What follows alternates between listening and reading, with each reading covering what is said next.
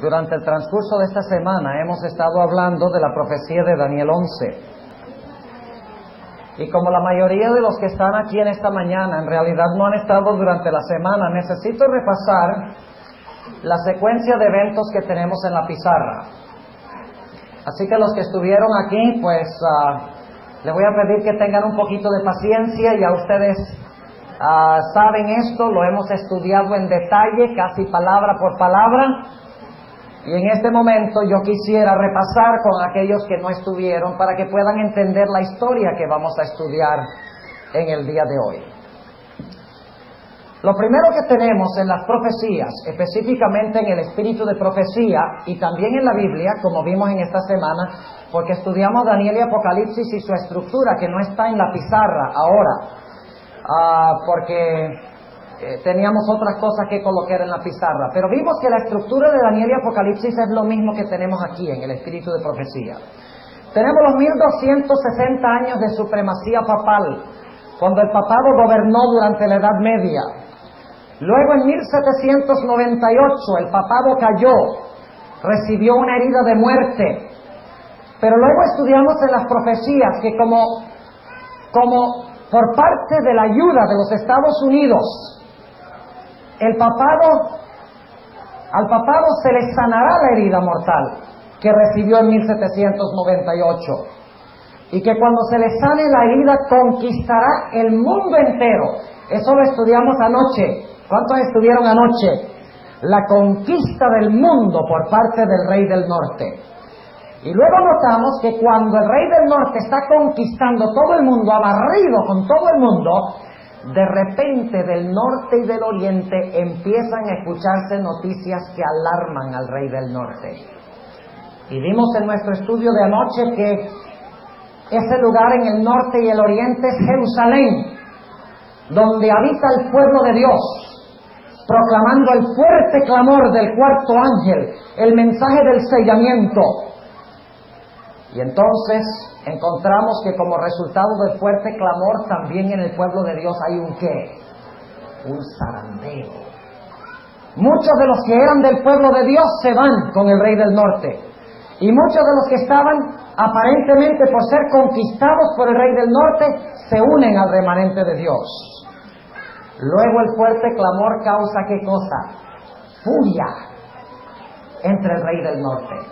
Y dice la Biblia que sale con grande ira para destruir y matar a muchos. Y en el momento cuando parece que va a ahogar a los hijos de Dios que están en Jerusalén, dice la Biblia que se levanta Miguel, Cristo Jesús. Es decir, que hasta este punto el que ha estado prácticamente gobernando el mundo, rienda suelta, es Satanás. Pero en este momento se levanta Miguel, el príncipe que está por el pueblo de Dios. Se cierra la puerta de la gracia y viene el terrible tiempo de angustia descrito por muchos profetas bíblicos, cuando el pueblo de Dios aparentemente está por perecer en manos de este diluvio de impíos que se encuentran rodeándolos. Se da un decreto de muerte en contra de los que se encuentran en la ciudad de Dios.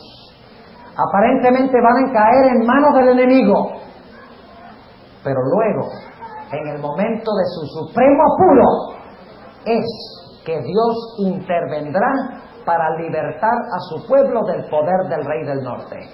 Y junto con la liberación de los que están vivos, tenemos el número 14 que está aquí arriba.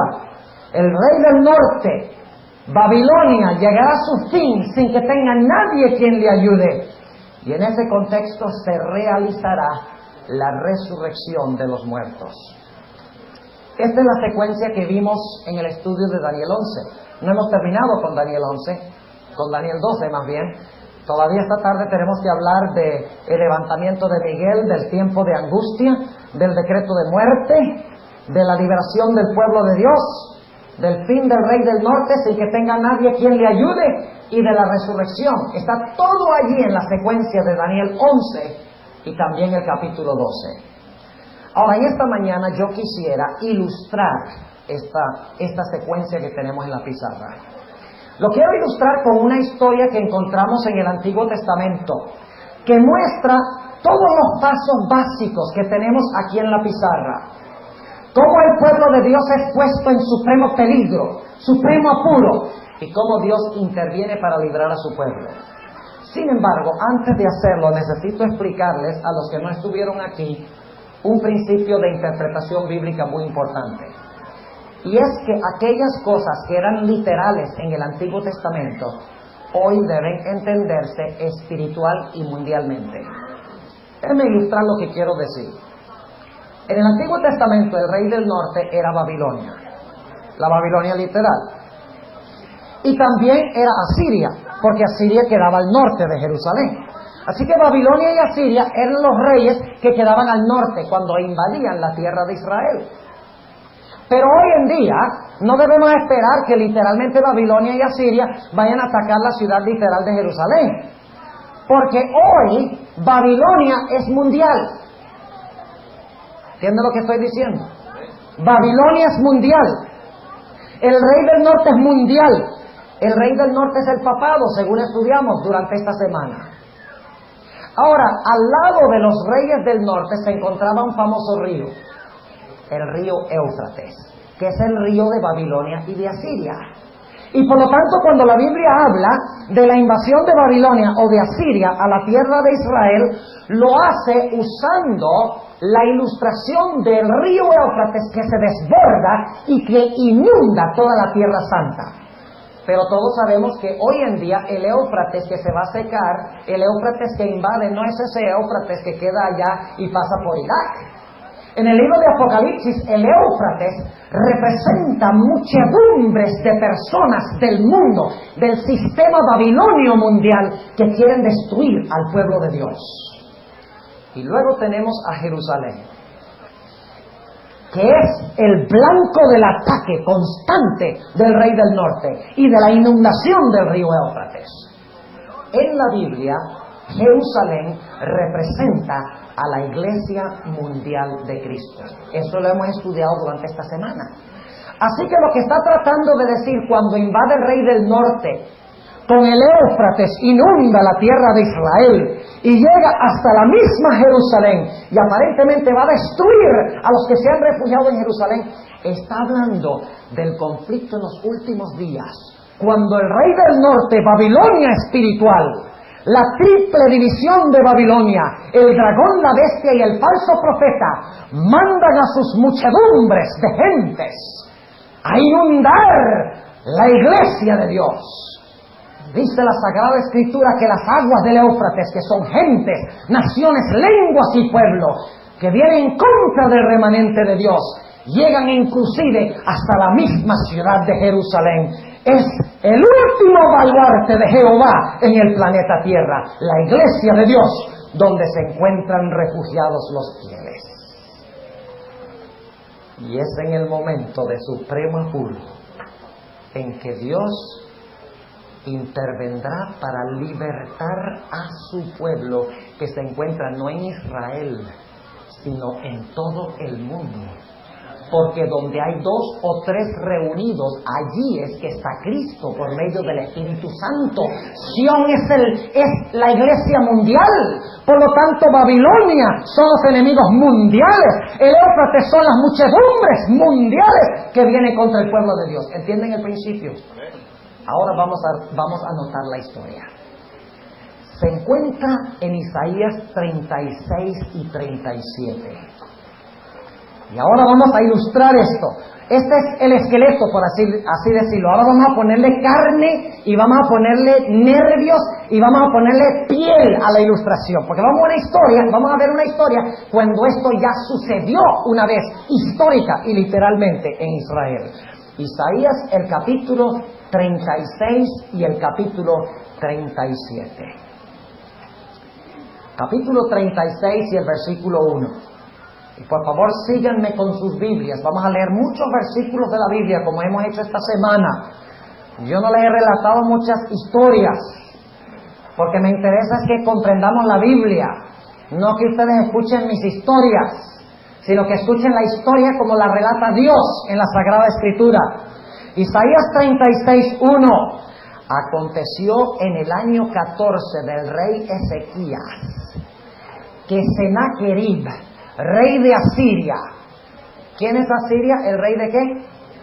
El rey del norte. ¿Y qué río pasaba por Asiria? Al igual que por Babilonia. El Éufrates. Muy bien, y lo vamos a ver dentro de un momento. Dice, Senaquerib, el rey de Asiria, subió contra todas las ciudades fuertes de Judá. ¿Y qué hizo? Y las tomó. ¿Es eso lo que vimos en nuestro estudio de anoche? ¿Qué hizo el rey del norte? Entró a la tierra, ¿qué? Deseable.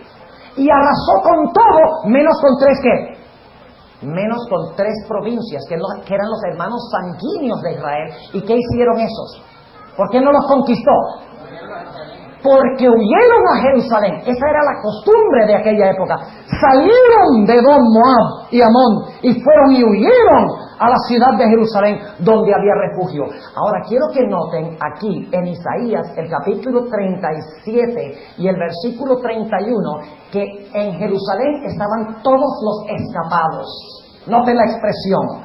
Isaías 37 y el versículo 31 dice: y el residuo de la casa de Judá que hubiere, ¿qué? Escapado.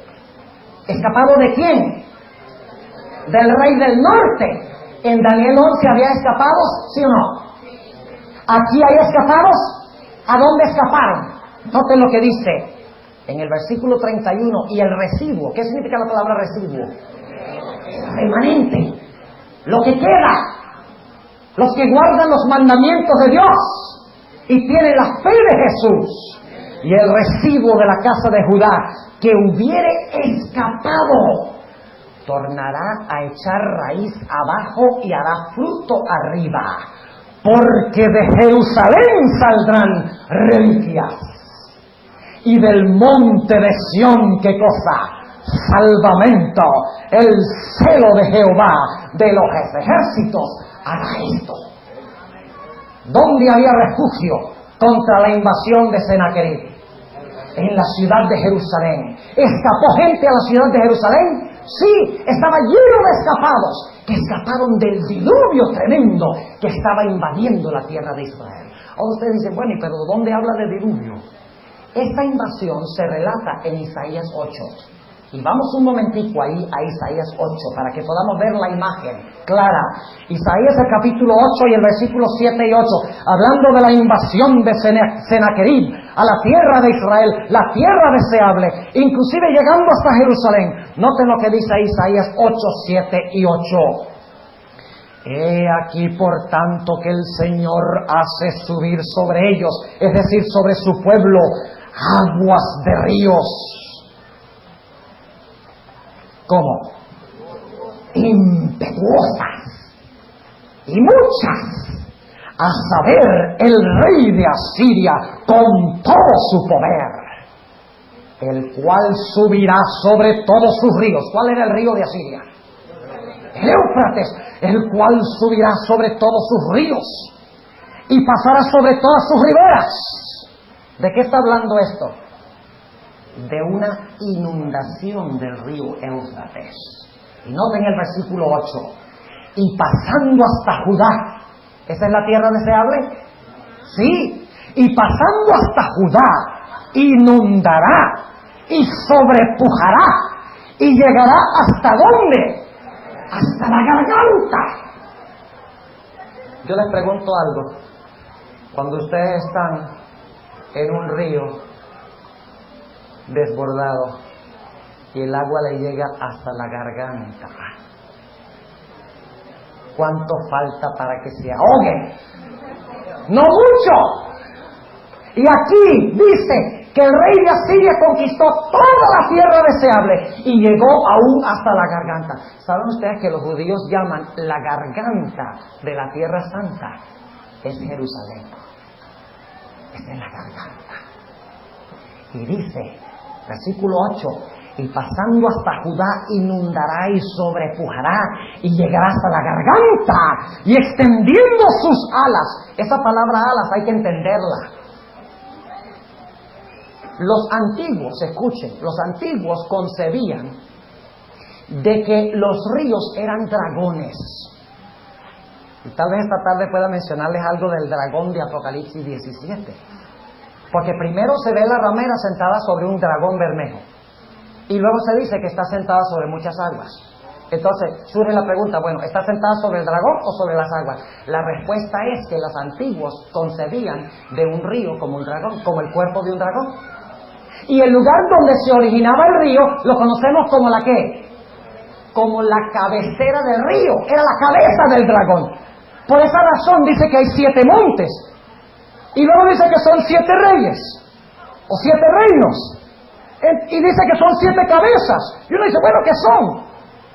¿Son montañas o son reinos o son cabezas? Son las 3 cosas. Porque las montañas se concebía que eran ¿qué? Las cabezas del dragón de 7 cabezas. Y como las aguas se originan en la cabeza, entonces las aguas que bajaban de las cabezas constituían el cuerpo del dragón. Y cuando el río se mantenía en su cauce, significaba que el dragón estaba bajo control. Pero cuando el río se desbordaba, se tenía el concepto de que el dragón ahora estaba ¿qué? Volando. La inundación son las alas del río. ¿Entienden lo que estamos diciendo? Así que dice aquí que Sennacherib había extendido sus alas. Y extendiendo sus alas llenará la anchura de tu tierra, oh Emmanuel. Ay, ay, ay. Ahora el rey de Asiria está en problemas. Porque esta tierra que él está inundando con su Éufrates, esta tierra que está conquistando, que llega hasta Jerusalén, hasta la garganta, es la tierra de Emmanuel, Dios con nosotros. Óigame, ¿con quién se está metiendo este hombre? Se está metiendo con Jehová de los ejércitos. Y ay, ay, ay, el que se meta con Jehová. Lo vamos a ver en un momento. Llega el general de Sennacherib. Se llamaba Rabsacés. Qué nombre tan raro. Si están buscando un nombre para un hijo, póngale Rabsacés. Después que sepan la historia, no le van a poner Rabsacés, porque van a ver lo que le pasó a Rabsacés. Volviendo otra vez a Isaías, el capítulo 36. Noten lo que dice Rabsacés, el general de Sennacherib, en el versículo 4. A los cuales dijo Rabsacés: ahora pues diréis a Ezequías. Ezequías era el rey en la tierra de Manuel, el diputado de Jehová. Y dice el gran rey, el rey de Asiria, dice así: ¿qué confianza es esta en que confías? Digo, alegas tú, empero palabras vanas, que tengo consejo y fortaleza para la guerra. Ahora bien, ¿en quién confías que te rebelas contra mí? Obviamente él sabe que en Jerusalén está el último baluarte que está resistiendo su supremacía. Al igual que en Daniel 11, los escapados fueron a Jerusalén y es el último baluarte contra el rey del norte. Y luego dice: yo conquisté a Egipto. ¿Acaso Egipto te va a ayudar? Olvídate, Egipto no te va a ayudar. Y luego empieza a mencionar otras naciones que ha conquistado, porque dice que conquistó toda la Tierra Santa. Era el imperio mundial, según dice en Isaías 36 y 37. No quedaba nada por conquistar, excepto que la Jerusalén de Dios. Inclusive, escuchen lo que dice en el versículo 12, y no lo voy a leer, pero ustedes lo pueden leer. Dice allí Rabsacés, hablando de los que estaban sobre los muros, dice: yo voy a hacer que ustedes se coman su estiércol y beban su orine. Óigame, ¿qué clase de desafío es ese? Y luego dice, fíjense, sigue el desafío contra Dios. Dice en el versículo 13: púsose luego en pie Rabsacés y gritó a grande voz en lengua judaica, diciendo: oíd las palabras del gran rey, el rey de Asiria. El rey dice así: no os engañe Ezequías, porque no os podrá librar. ¿Cuál es la palabra clave en Daniel 12:1? Cuando el rey del norte inunda y llega hasta las orillas de Jerusalén. En aquel tiempo tu pueblo será libertado. ¿Y quién libra al pueblo en Daniel 11? Miguel. El arcángel Miguel, el ángel de Jehová. No olviden eso. Versículo 15. Ni os haga Ezequías confiar en Jehová diciendo, ciertamente Jehová nos librará. No será entregada esta ciudad en manos del rey de Asiria. Ni siquiera crean lo que dice Dios. Porque Dios había dicho que no iba a entrar a la ciudad de Jerusalén. Y luego note, primero amenaza. Y luego entonces lo que hace es tratar de sobornar a los que están adentro. ¿Saben ustedes que la hermana White dice que el rey del norte usará, el papado usará amenazas, pero al mismo tiempo usará promesas de recompensas para que el pueblo de Dios abandone su posición y se una al enemigo? Escuchen lo que dice en el versículo 16. No escuchéis a Ezequías, porque el rey de Asiria dice así: haced conmigo paz y salid a mí y coma cada uno de su viña y cada uno de su higuera. O sea, si ustedes se unen a mí, van a poder ¿qué? Comer. ¿Qué es lo que hace Babilonia al final? ¿Prohíbe qué? Comprar y vender. Él dice, no, ustedes pueden comer, no hay ningún problema, tranquilos. Si salen a mí en paz y se unen a mí, coma cada uno de su viña y cada uno de su higuera y beba cada uno las aguas de su pozo. Qué linda oferta. Y muchos adventistas escucharán esa oferta y dirán, sí, ¿cómo puedo vivir sin comer? ¿Cómo puedo vivir sin comprar y vender? Yo no puedo. Y se unirán a las filas de la oposición, como dice en Daniel 11. Ahora noten el versículo 18. Mirad, no os engañe Ezequías diciendo, Jehová nos librará. ¿Libraron los dioses de las gentes cada uno a su tierra de la mano del rey de Asiria? ¿Qué de las otras ciudades, dice él? ¿Acaso ellos fueron librados por sus dioses? Versículo 19, ¿dónde está el Dios de Amat y de Arpad? ¿Dónde está el Dios de Sepharvaim? ¿Libraron a Samaria de mi mano? Porque ya había conquistado las 10 tribus del norte. Samaria era la capital. No faltaban sino las 2 del sur, en Jerusalén. Y luego el versículo 20 dice, ¿qué Dios hay entre los dioses de estas tierras que haya librado su tierra de mi mano para que Jehová libre de mi mano a Jerusalén? ¿Cómo se llama eso? Blasfemia. ¿Qué es lo que dice la bestia en Apocalipsis el capítulo 13? Dice blasfemias, pero ¿qué es lo que dice específicamente en Apocalipsis 13 y el versículo 4? Dice, porque grande es el poder de la bestia y ¿quién podrá lidiar con ella? Lo mismo que dijo Nabucodonosor cuando echó los 3 jóvenes en el horno. ¿Y qué Dios podrá librarlos de mis manos? Ya van a saber cuál Dios. Versículo 21. Mas callaron. ¿Qué hizo el pueblo?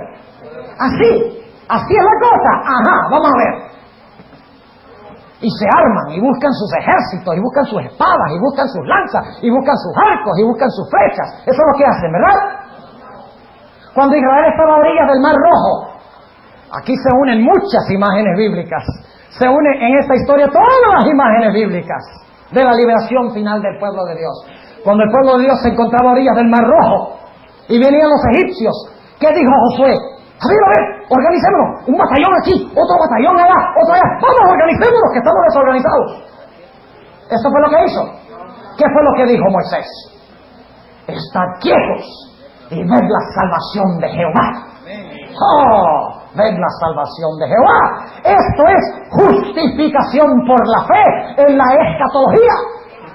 La mayoría de las personas solo ven en Cristo un libertador presente, pero el Cristo que nos libra ahora nos libertará físicamente contra el poder de los grandes magnates de la tierra que vendrán contra el pueblo de Dios. Noten lo que dice en el versículo 21. Mas callaron y no le respondieron palabra, porque a los necios no se le responde palabra. Porque el rey así lo había mandado diciendo, no le respondáis. Y ahora viene el tiempo de angustia. ¿Están viendo el cuadro? Zarandeo. El pueblo de Dios en Jerusalén, nuevas del oriente y del norte, están en la ciudad, dándole problemas. Viene Rabsacés y viene Senaquerib, ¿con qué? Con furia, para destruir al remanente. Ya lo estamos viendo. Desafían a Israel y al Dios vivo. Pero ahora note, pasa el pueblo por un tiempo terrible de angustia. ¿Sí o no? Sí, noten la expresión. 37:1. Escuchen lo que dice. Pues que el rey Ezequías, oído esto, rasgó sus vestidos y cubierto de saco vino a la casa de Jehová. ¿A dónde fue? Al templo. Y envió a Eliasib mayordomo y a Sebna escriba y a los ancianos de los sacerdotes cubiertos de sacos a Isaías, profeta de Amós. ¿A quién mandaron a llamar? ¿Qué era Isaías? Querían saber si había palabra de Jehová de que Dios iba a librar la ciudad. Dios ha levantado un profeta en la iglesia adventista que nos ha dado la absoluta seguridad de que el rey del norte no entrará en la iglesia para saquearla y destruirla. Sí. Y los que confían en lo que dice el profeta serán libertados. Recuerdan, y aquí tenemos otra historia del Antiguo Testamento, cuando Josafat iba a pelear contra una triple coalición en Segunda de Crónicas 20, ¿qué se les mandó a hacer? Canten. ¿Qué forma tan peculiar de ganar una guerra? Marchen y canten. ¿Qué forma peculiar? Pero también dice, creed a sus profetas y seréis prosperados. Así que en medio de la crisis existe la voz profética que le va a dar seguridad y confianza al pueblo de Dios en esta crisis. Y noten lo que pasa en el versículo 3, los cuales le dijeron, Ezequías dice así, ¿día de qué? La idéntica palabra de Daniel 12:1. Día de angustia, de reprensión y de qué, y de blasfemia. ¿Es el mismo cuadro que Daniel 11? Claro que sí. Día de blasfemia, porque los hijos han llegado hasta la rotura y no hay fuerza en la que pare. El pueblo de Dios está ¿qué? Desfallecido y sin aparente esperanza de liberación. Y noten lo que dice en el versículo 4. Quizá oirá Jehová tu Dios las palabras de Rabsacés, al cual envió el rey de Asiria su señor a blasfemar al Dios vivo y a reprender con las palabras que oyó Jehová tu Dios. Alza pues oración tú por las reliquias que aún han quedado, por los que se encuentran en Jerusalén. Y ahora llega Isaías, a quien mandaron a llamar. ¿Y qué dice Isaías? Versículo 6. Y díjoles Isaías, diréis así a vuestro Señor, así dice Jehová, no temas por las palabras que has oído, con las cuales me han blasfemado los siervos del rey de Asiria. He aquí que yo doy en él un espíritu. Esa palabra espíritu significa que Dios va a soplar. Vamos a verlo en un momento en Isaías 30, que está hablando de lo mismo. Dios va a dar un tremendo soplo de fuego de su boca. Y oirá un rumor, que por cierto es la voz de Dios, como veremos dentro de un momento. Y volveráse a su tierra, y yo haré que en su tierra caiga como a cuchillo. ¿Y quiénes lo mataron? Sus propios hijos. ¿Tienes algún simbolismo en las profecías? ¿Quiénes se levantan contra el rey del norte? los mismos hijos que tantos los habían admirado, los hijos espirituales. Y luego entonces llega una carta de Sennacherib con otra amenaza. Escúchenla en el versículo 10. Diréis así a Ezequías, rey de Judá: no te engañe tu Dios. Oiga, qué atrevido. No te engañe tu Dios. Isaías ha dicho: Sennacherib no entrará en esta ciudad. Y Sennacherib mandó decir: no te engañe tu Dios, en quien tú confías, diciendo: Jerusalén no será entregado en manos del rey de Asiria. He aquí que tú oíste lo que hicieron los reyes de Asiria a todas las tierras, que las destruyeron, y escaparás tú. Fíjense, otra vez, la referencia a la invasión de la tierra de Israel. Escaparás tú. Versículo 12. Libraron los dioses de las gentes a los que destruyeron mis antepasados, a Gozán y Aram, a Resef y los hijos de Den que moraban en Telasar. ¿Dónde está el rey de Hamat y el rey de Arfad y el rey de la ciudad de Sepharvaim, de Ena y de Iva? ¿Y qué hizo Ezequías? Tomó Ezequías las cartas de mano de los mensajeros y leyólas, y subió a la casa de Jehová y las extendió delante de Jehová. ¿De quién está dependiendo completamente el pueblo en esta historia? De Dios. Versículo 15.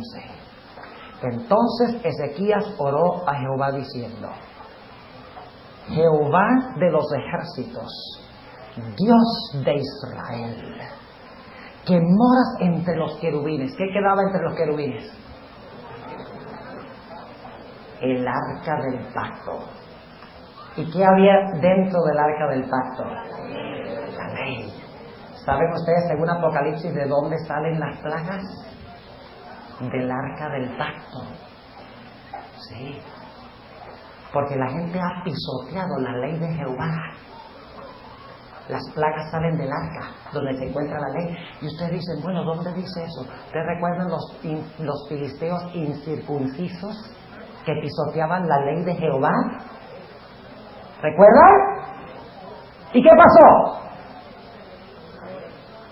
Conquistaron a Israel y se llevaron el arca.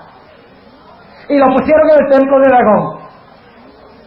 Y la próxima mañana Dagón, la cabeza le apareció ¡pum!, en el suelo. Y entonces dicen: bueno, tal vez corrió un ventarrón o algo en el templo y tumbó la cabeza. Y entonces volvieron a poner la cabeza y dejaron el arca ahí. Y la próxima mañana no solamente estaba la cabeza en el suelo, sino que estaba quebrada. Y luego empezaron a caer plagas sobre las ciudades de los filisteos. Ustedes saben la historia. Porque manos incircuncisas que insistían en pisotear la ley tenían en su medio el arca de Jehová. Por eso siempre que el pueblo estaba en crisis, iban al arca de Jehová para reclamar su protección. Y sigue diciendo, versículo 16: Jehová de los ejércitos, Dios de Israel, que moras entre los querubines, solo tú eres Dios. Sobre todos los reinos de la tierra, tú hiciste los cielos y la tierra. Inclina, oh Jehová, tu oído y oye. Abre, oh Jehová, tus ojos y mira, y oye todas las palabras de Sennacherib, el cual ha venido a blasfemar al Dios viviente. Ciertamente, oh Jehová, los reyes de Asiria destruyeron todas las tierras y sus comarcas, y entregaron los dioses de ellos al fuego, porque no eran dioses, sino obras de manos de hombre, heno, leno, piedra. Por eso los deshicieron. Ahora pues, Jehová, Dios nuestro, que líbranos, ahí está la palabra clave, de su mano, para que todos los reinos de la tierra que conozcan que solo tú eres Dios. Y ahora viene la respuesta de Dios. ¿Entrará Sennacherib a Jerusalén? ¿Tocará a la iglesia la niña del ojo de Dios? ¿Contra quién venía a pelear en realidad Rastasés? A ver, ¿qué venía a conquistar? ¿Qué era lo que venía a conquistar? A Jerusalén y los que estaban adentro, ¿verdad? pero al tratar de conquistar al pueblo de Dios, ¿contra quién verdaderamente había venido? Ahora escuchen bien lo que voy a decir. Muchas iglesias enseñan, cuando ven la batalla de Armagedón y dicen que vieron a los ejércitos de la tierra alistados, los reyes y la bestia y el falso profeta, todos armados, listos, mientras Cristo desciende del cielo, que realmente los reyes de la tierra le van a tirar cohetes a Cristo cuando venga. Que esa es la guerra, ¿ve? Porque dice que pelearán contra el Cordero y el Cordero los vencerá. Van a pelear contra Cristo, pero ¿sabe que no? En las profecías, los impíos pelean contra Dios en la persona de su pueblo. Hay que entender eso. Así que cuando dice que las naciones, que el rey del norte, que Babilonia, que el pueblo pequeño pelean contra Dios, no es directamente, sino que indirectamente. ¿Recuerdan en Apocalipsis 12, cuando se le escapó el hijo varón de la mano de Satanás? ¿Qué hizo? Entonces voy a atacar ¿a quién? A la iglesia. Voy a atacar a su madre. Eso es lo que hace Satanás, porque Satanás sabe que al tocar a la iglesia está tocando ¿a quién? A Cristo. Es como la relación de un esposo y una esposa. ¿Qué haría usted, Pastor Torres, si alguien empezara a maltratar a su esposa? ¿Qué haría? ¿Se quedaría parado? Pero no es contra usted que están peleando. Pero son una ¿qué? Una carne. Y así es la relación entre Dios y su pueblo. Y el que toca a su pueblo, ¡ay! Está tocando aquí a Dios. Y ese es el problema aquí. Sennacherib, Rabsacés tienen planes de tocar la niña del ojo de Dios. Y al pelear contra el pueblo, están peleando ¿contra quién? Están peleando contra Dios. Y eso lo dice más adelante en el capítulo. Leamos la respuesta de Dios, versículo 22. Esto es lo que Jehová habló de él. Hate menospreciado y ha hecho escarnio de la Virgen, hija de Sión. ¿En qué condición se encuentra Sión en este momento? Es una virgen. ¿Cómo se le llaman a los 144,000? Vaya coincidencia. No, ¿cómo se llama? Providencia, muy bien. Meneó su cabeza a tus espaldas, a la hija de Jerusalén. ¿A quién injuriaste y a quién blasfemaste? Pregunta Dios. ¿Contra quién has alzado tu voz y levantado tus ojos en alto? Contra el Santo de Israel. ¿Contra quién está peleando? Contra Dios. ¿Quién está en control de la historia? ¿Ustedes creen que Dios sabía que Sennacherib había rodeado a Jerusalén, son los ejércitos de Sennacherib, que la ciudad estaba en peligro, que había angustia de parte de la gente adentro, que parecía a punto de perecer? Dios sabía. Escuchen lo que dice el capítulo 37 y el versículo 28. Aquí Dios habla a Rabsacés, habla a Sennacherib y le dice lo siguiente: conocido he tu estado, tu salida y tu entrada y tu furor contra mí. Ya lo sé. No te creas tú de que te vas a salir con la tuya. Yo sé todo lo que tú estás haciendo. Así que no creas que yo no estoy atento a la necesidad de mi pueblo y que yo los voy a abandonar. Oh sí, los dejo pasar por un tiempo terrible de angustia cuando creen que van a perder su vida, para desarrollar su fe, para purgar la mundanalidad, para que aprendan a confiar en mí. Oh sí, eso sí.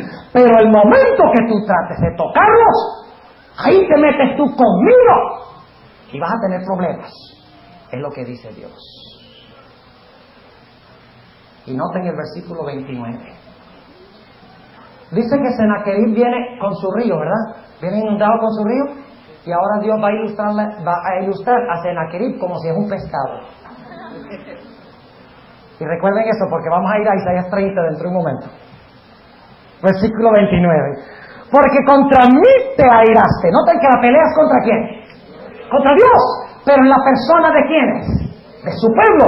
Dice, porque contra mí te airaste y tu estruendo ha subido a mis oídos.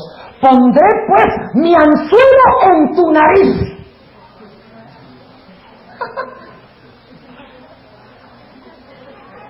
y mi freno en tus labios. Te voy a poner esparadrapo en la boca para callarte, para que no desafíes y blasfemes al Dios de Israel. Y haréte tornar por el camino por donde viniste. Qué linda promesa. ¿Es eso lo que va a pasar con el rey del norte? Claro que sí. Y noten lo que dice en el versículo 31. Y el residuo, ¿qué es el residuo? El remanente de la casa de Judá que hubiera escapado. ¿Que hubiera cómo? ¿Escapado de quién? De la mano de él. ¿Y dónde están? En Jerusalén. ¿Entra Sennacherib a Jerusalén? ¿Entra el rey del norte a Jerusalén? No, afuera llega a su fin y no tiene quien le ayude. Ya lo vamos a ver. Porque de Jerusalén saldrán reliquias, versículo 32. Y del monte de Sión salvamento. El celo de Jehová de los ejércitos hará esto.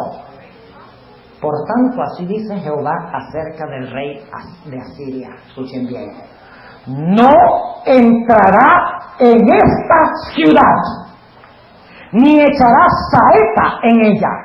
No vendrá delante de ella escudo, ni será echado contra ella baluarte. Es decir, ni siquiera va a empezar a pelear. Ni una sola flecha. Aquí hay que conectar el Salmo 91. ¿Qué dice el Salmo 91 en cuanto a las saetas? No le tengas miedo.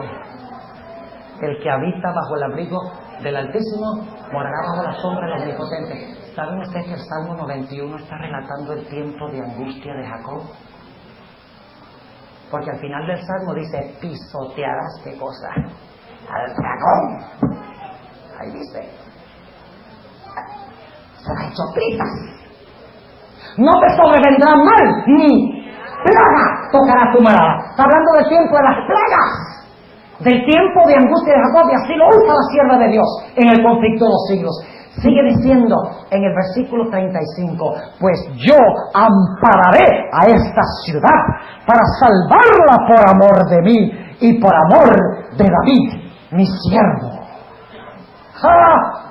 Aquí tenemos el clímax de la historia. Fíjense, Sennacherib ha conquistado el mundo. Se ha realizado un zarandeo. Hay dos grupos solo, los de afuera y ¿quiénes? Los de adentro. El pueblo de Dios se encuentra adentro, confiando en su Dios, haciéndole un frente unido. Fuerte clamor. Esto levanta la furia del rey de Asiria. Y luego se levanta Miguel, Dios, y promete, confíen en mí. Todavía no los he librado, pero confíen en mí. Escuchen a mi profeta. Tenemos nosotros un profeta que nos dice qué va a pasar en la historia. ¿Cuántos confían en ese profeta? Pero eso no era sino una viejita con 2 años y medio de educación primaria. Sí, pero la diferencia es que tuvo inspiración de Dios, lo que no tiene un doctor en teología. Porque Dios ha escogido lo débil del mundo para confundir a lo fuerte. Dios ha escogido a los ineducados para educar a los educados. Dios ha escogido lo débil para confundir a los fuertes. Por eso escogió una mujer joven, una mujer enferma, una mujer débil, una mujer pobre, una mujer con todas las desventajas. Dios dijo, esa sí me sirve, porque si escojo un teólogo, entonces la gente va a decir, ay, porque el teólogo sabe mucho. Así que escogió a Elena White, la más improbable de todos los profetas. Y si ustedes escuchan lo que dice la sierva de Dios, serán refugiados en ese tiempo y no perderán su fe. Y ese tiempo viene en nuestra generación, jóvenes. Esto que estamos hablando aquí. ¿Saben ustedes que la hermana White dice que vio un grupo en el tiempo de angustia que gemía y lloraba? Y le decían a Dios le decían, ¿por qué no nos dijiste que este tiempo iba a ser tan terrible para que nos preparáramos? ¿Y saben lo que se respondió? Yo les di qué cosa, testimonios del Espíritu Santo, y no quisieron atender. A mí me dijeron que cuando subieron a la plataforma, que eso no era señal de terminar. ¿Sí o no? ¿Ya salieron los adultos? No han salido, ¿eh? ¿Terminamos? Ok, vamos a seguir. Ya estamos llegando al clímax. Ya vamos a terminar. Aquí viene el clímax. Se levanta Miguel y promete que no va a entrar Sennacherib a la ciudad de Jerusalén, que no va a tocar la ciudad de Jerusalén. El pueblo está en el tiempo de angustia. Se ha dado un decreto de muerte contra los que están en la ciudad. Pero ahora es que el Dios de Israel intervendrá para acabar con el rey del norte. Se encuentra relatado en el versículo 36. Y salió el ángel de Jehová. ¿Quién es el ángel de Jehová? Siempre que ustedes encuentran la expresión el ángel de Jehová en la Biblia, es Cristo Jesús. ¿Quién es Miguel? ¿Es el mismo personaje que ahora va a librar? Sí. Y salió el ángel de Jehová. ¿Y cuándo lo hizo? ¿De día o de noche? ¿Esto lo hizo de día o de noche? Es importante ese detalle. Lo hizo fue de noche. Vamos a verlo. Y salió el ángel de Jehová e hirió 185,000 en el campo de los asirios. Y cuando se levantaron por la mañana, he aquí que todo era cuerpos de muertos. Óigame, cuando Dios libra de verdad, ¿no? Y luego el líder se va con la cola entre las piernas. Y ustedes ven en el versículo 38, dice: y acaeció que estando orando en el templo de Nisroch, su dios, Adremelech y Saracer, sus hijos, le hirieron a cuchillo. Y el líder murió. Primero desaparece su sistema y luego muere ¿quién?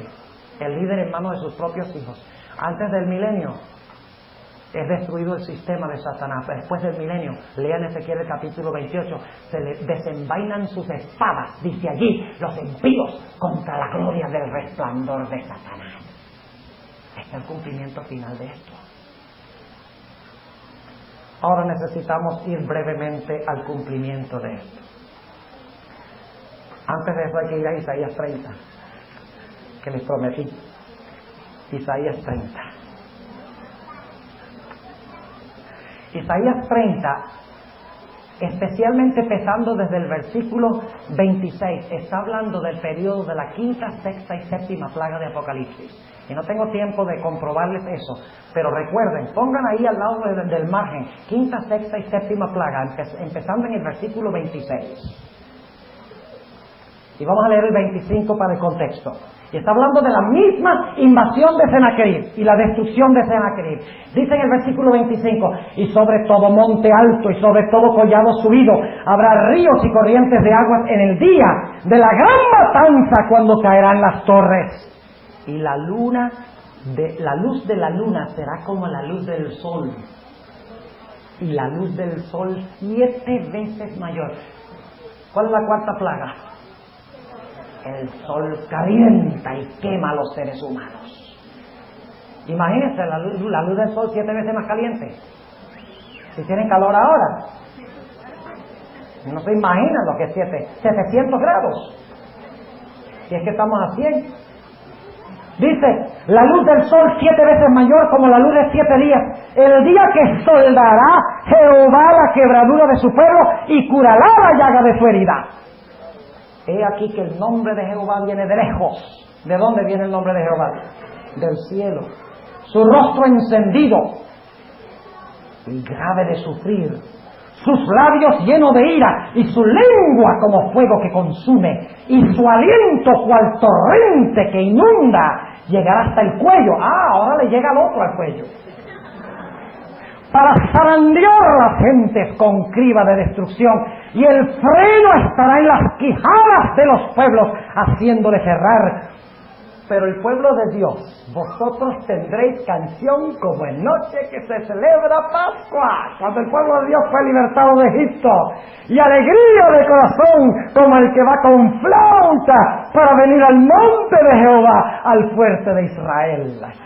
Y Jehová hará oír su potente voz. Esta es la séptima plaga. Lean Apocalipsis 16, empezando en el versículo 17. Habla de la voz de Dios, de un terremoto, de granizo, de fuego. Allí también dice: y hará oír Jehová su potente voz, y hará ver el descender de su brazo con furor de rostro, y llama de fuego consumidor, con dispersión, con avenida y piedra de granizo, porque Asur, que hirió con palo, con la voz de Jehová será quebrantado.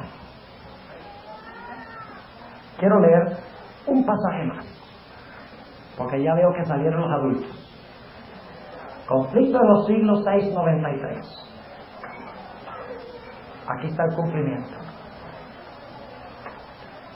Cuando los que honran la ley de Dios hayan sido privados de la protección de las leyes humanas, empezará en varios países un movimiento simultáneo para destruirlos. Conforme vaya acercándose el tiempo señalado en el decreto, el pueblo conspirará para extirpar la secta aborrecida. Se convendrá en dar una noche el golpe decisivo que reducirá completamente al silencio la voz disidente y reprensora. El pueblo de Dios, algunos en las celdas de las cárceles, otros escondidos en ignorados escondrijos de bosques y montañas, invoca aún la protección divina, mientras que por todas partes compañías de hombres armados, instigados por legiones de ángeles malos, se disponen a emprender la obra de muerte. Entonces, en la hora de supremo apuro, es cuando el Dios de Israel intervendrá para librar a sus escogidos. Y luego cita Isaías 30, 29 y 30, que no lo voy a leer. Multitudes de hombres perversos, profiriendo gritos de triunfo, burlas e imprecaciones, de ahí están las blasfemias, están a punto de arrojarse sobre su presa, cuando de pronto densas tinieblas, más sombrías que la oscuridad de la noche, caen sobre la tierra. Luego un arco iris que refleja la gloria del trono de Dios se extiende de un lado al otro del cielo y parece envolver a todos los grupos en oración. Y más adelante habla de que la espada de cada uno será contra su bien, contra su compañero. Se matarán los unos a los otros, y Dios protegerá y librará a Sión, a su pueblo. Concluyo con esto, jóvenes. Debo decirles que he disfrutado mucho esta semana acá con ustedes. Espero que hayan aprendido mucho más en cuanto a las profecías y cómo estudiarlas, especialmente. Eso es lo más importante. Aprendan a estudiarlas con la concordancia. Dicen aquí, y sabiendo que las profecías hablan de cómo. Historicismo, exactamente. Estudiamos eso esta semana. Muy bien.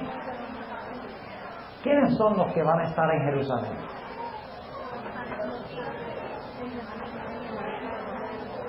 Los que ven All My Children. ¿Ah?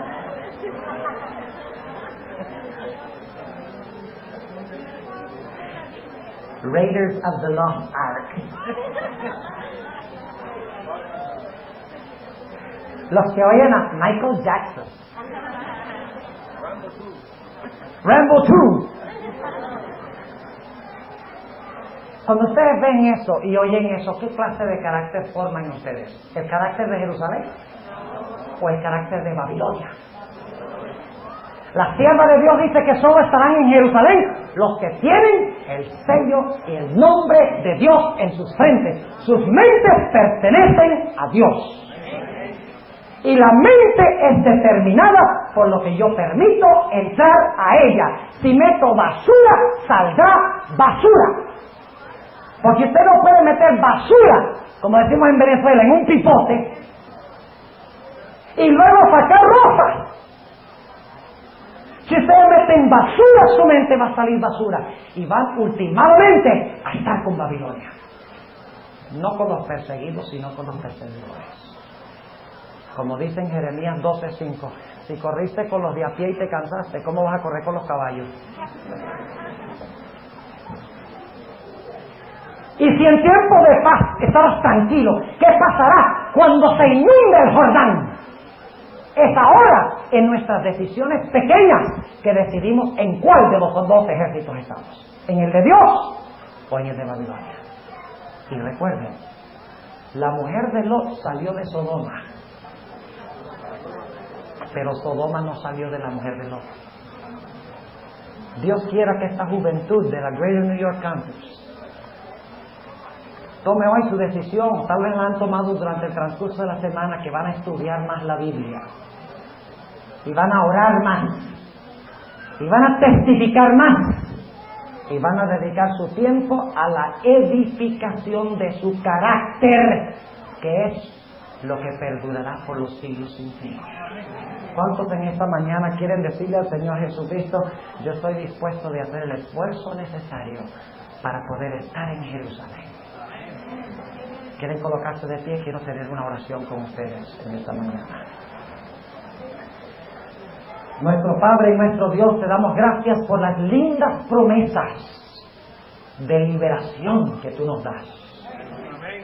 Pero sabemos que solo serán libertados los que se hallaren escritos en el libro de la vida del Cordero. Solo los que siguen al Cordero. Solo los que tienen el nombre del Cordero en su frente. Solo los que tienen la mente de Cristo. Te ruego, Señor, que bendigas a esta preciosa juventud. ¡Qué ejército formidable, Señor! Si tú entras a ellos por medio de tu Espíritu, la obra puede ser terminada en Nueva York. No permitas que Satanás los use. No permitas que Satanás los distraiga. Úsalos tú. Llénalos, Señor, de tu Santo Espíritu. Dales poder. Vacíalos del yo. Hazlos más estudiosos de tu Biblia. Hazlos que oren más, que testifiquen más, que le hagan un frente unido en contra del enemigo. Dales victoria, Señor. Te lo pido en el nombre de Jesús. Amén.